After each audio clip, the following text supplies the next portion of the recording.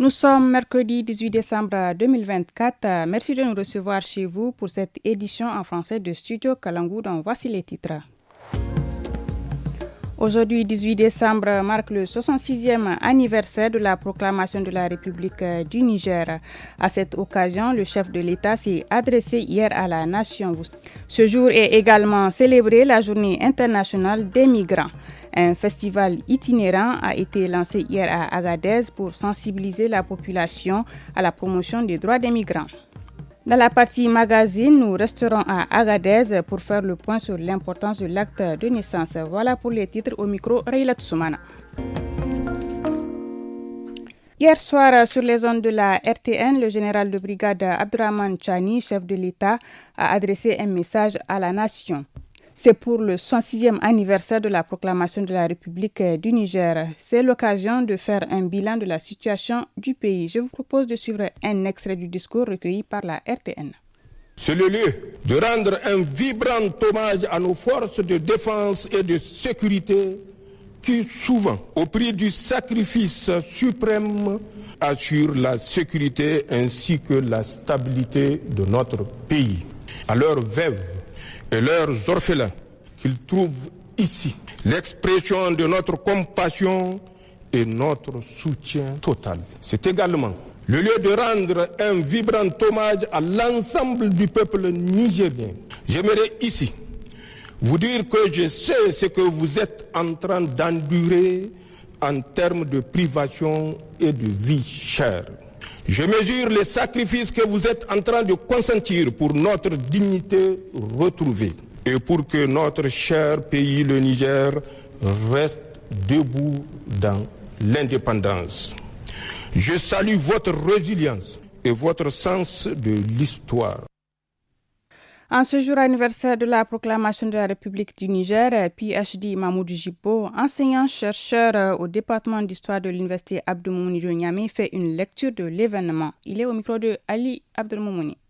Une république se fonde sur un texte fondamental, sur un texte de loi. Or, à ce moment-là, aucun de ces États n'avait une constitution. Donc, la république a été inventée. Il a fallu le 12 mars 1959 pour que le Niger se dote d'une constitution. Donc, on peut s'interroger quelle est la valeur, quel est le contenu de cette république. Et jusqu'à l'accession du Niger à l'indépendance, le président du conseil de gouvernement du Niger, Diori Amani, ne pouvait pas se prévaloir du titre de président de la République. C'est président du conseil de gouvernement. De tous les pays membres de la communauté, il n'y a que le général de Gaulle qui a porté les titres et les prérogatives de président de la République. Cette République a été, du mon point de vue, effacée par l'accession à l'indépendance. Si vous constatez, à chaque fois qu'il y a eu un coup d'État au Niger, il y a eu une nouvelle constitution. Et on lui donne un numéro. Nous sommes à la 7e République. Donc on peut s'interroger sur quelle forme de République nous avons proclamé.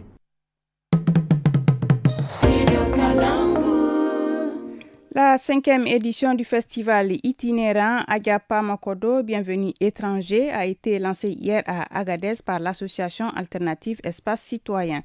Promouvoir la culture des droits humains, le vivre ensemble et l'accès aux soins de santé pour les personnes en migration sont les principaux thématiques qui seront abordées au cours du festival cette année. Tcherno Amadou Boula, responsable des programmes de la dite association, explique ce choix au micro de Moussa Maman.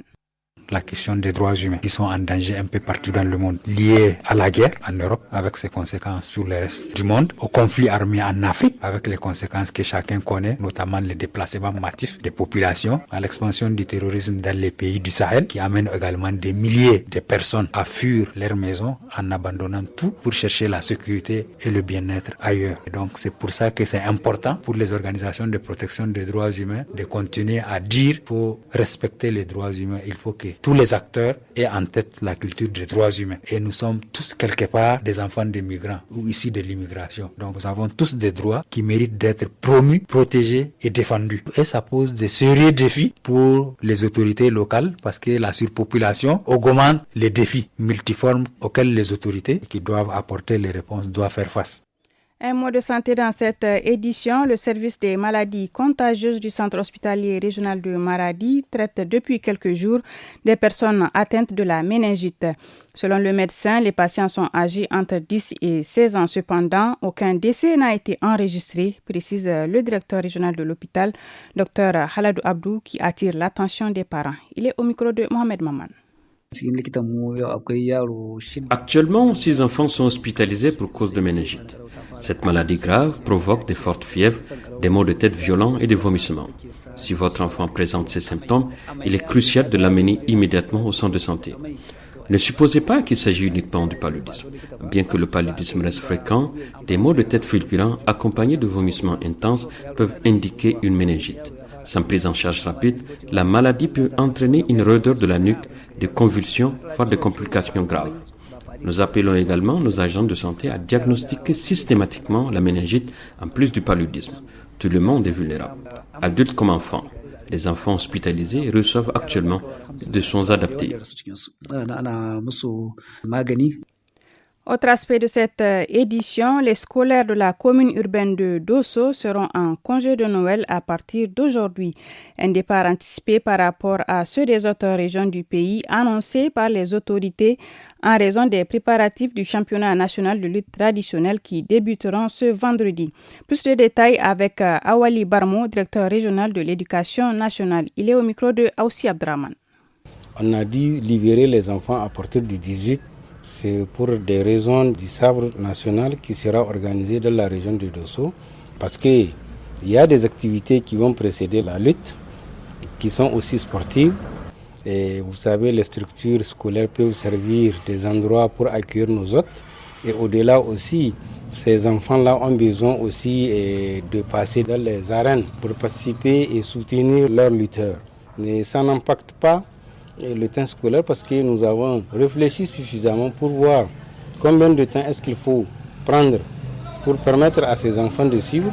Donc la coïncidence a fait que la lutte va commencer le 20 et les congés vont commencer les 22. Donc antérieurement à ces préparatifs, nous avons besoin au moins de 3 jours pour préparer les endroits et la salubrité et aussi bien d'autres choses. À Nguingimi, dans la région de Difa, des élèves en possession de téléphones portables Android font de l'école missionnaire. Ces derniers errent dans la ville à la recherche de connexions Internet Wi-Fi au niveau des bâtiments administratifs. Un risque de déperdition scolaire, explique Falmata Aboubakar, parent d'élèves, des propos recueillis par Abdoulaye Mena.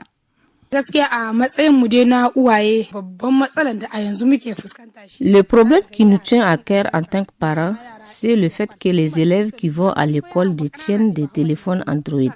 Ces enfants, en allant à l'école, font des détours dans les lieux où ils peuvent trouver une connexion Wi-Fi gratuite pour se connecter à l'Internet, notamment au niveau des ONG, des projets et des centres de santé. Les parents pensent que leurs enfants sont partis à l'école alors que ces derniers font l'école missionnaire. Ils passent leur temps à naviguer sur Internet du matin au soir en ratant des cours. Je pense que la faute incombe aux parents, car nous devrons veiller sur nos enfants pour être sûrs que l'enfant est bien parti à l'école. Nous lançons un appel aux responsables de ces services pour trouver une meilleure gestion de leur connexion Wi-Fi afin que les enfants n'aient plus accès à l'Internet.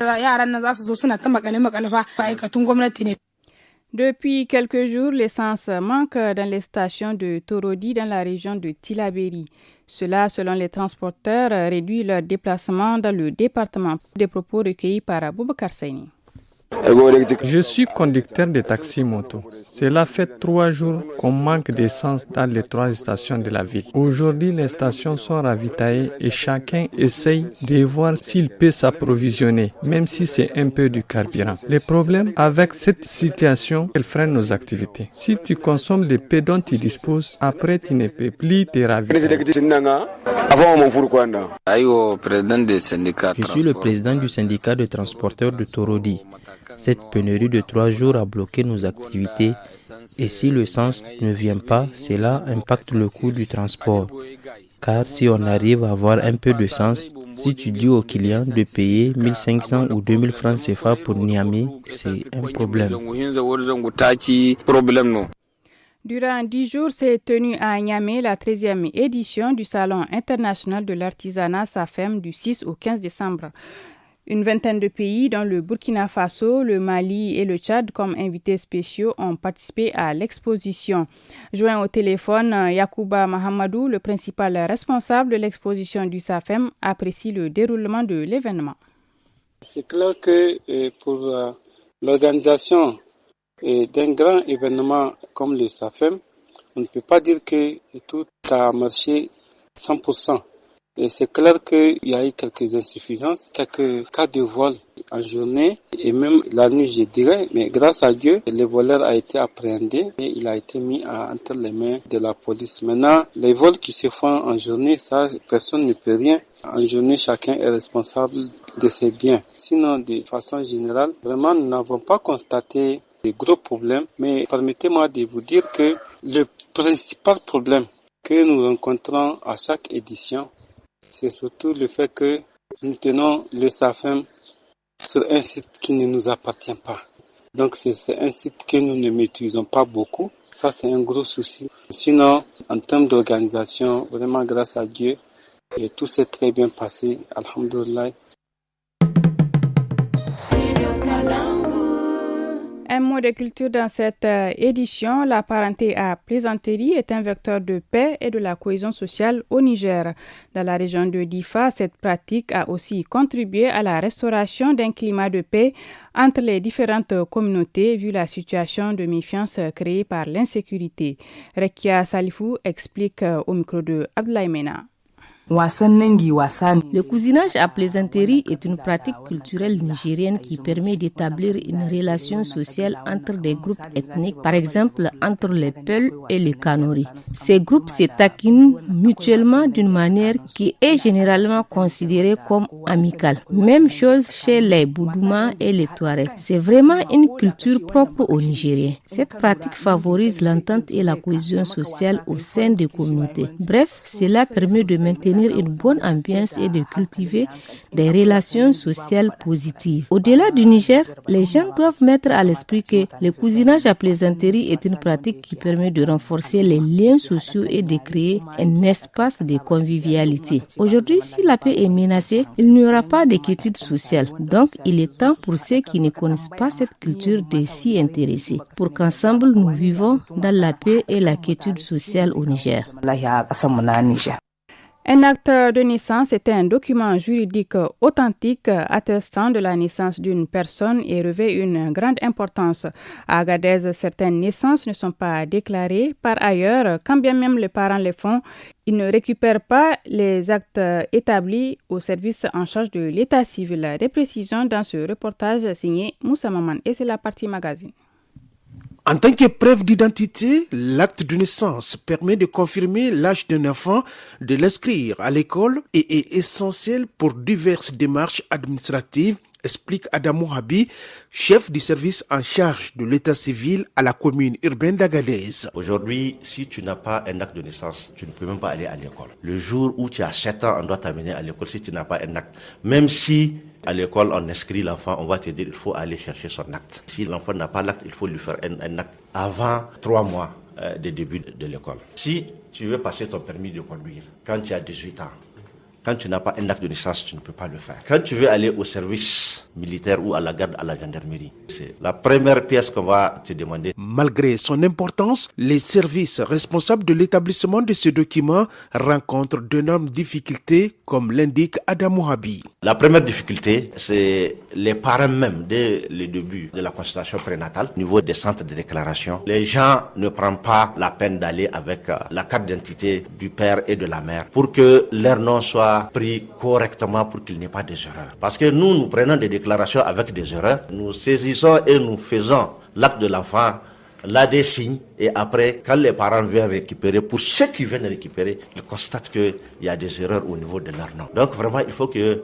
cet appel soit pris par la population de la commune urbaine d'Agadez pour que, dorénavant, quand une femme va pour la première consultation, qu'elle prenne le temps de chercher les 2 actes des parents avant d'aller à la consultation. Le deuxième problème que nous avons, c'est la récupération même des actes. À Agadez, les gens ne viennent récupérer les actes de leurs enfants que quand ils ont 7 ans. Quand ils veulent les amener à l'école, c'est à ce moment qu'ils viennent récupérer les actes. Selon un premier sondage mené par le service en charge de l'état civil de la commune urbaine d'Agadez, de 2010 à 2020, plus de 50 000 actes de naissance n'ont pas été récupérés par les parents.